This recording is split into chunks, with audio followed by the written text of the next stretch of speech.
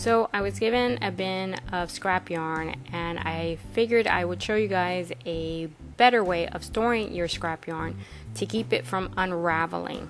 So regardless of the size of your scrap yarn, whether it be a big piece of scrap yarn or a small one, there is a way to keep it from unraveling and getting messy. And stay with me because I'm going to show you a few tricks.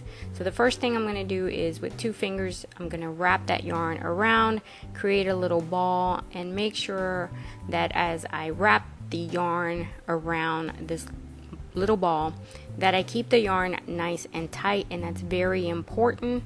When I reach the end of my yarn, then I'm going to go ahead and create a slip knot by taking the working yarn and wrapping it around my finger to create a loop, then push the yarn through that loop to create another loop and tighten it. And it's called a slip knot because that little knot will move.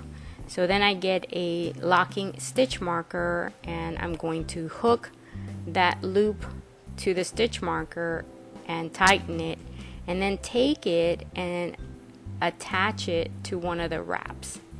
And people complain about locking stitch markers cracking, but as long as you handle them only by the little tip, like I'm doing right here, it's not going to crack. Well, not as much.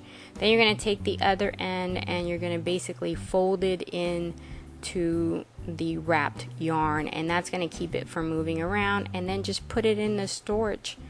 It's not going to unravel. And I like to put silica gel that I find in my shoe boxes in the box as well. When I'm ready to use my yarn, again, I take this stitch marker only by the tip, and when I pull it out, there's the end of my yarn. I don't have to go looking for it. It's easily accessible, and I undo my stitch marker and my slip knot, and I'm ready to knit.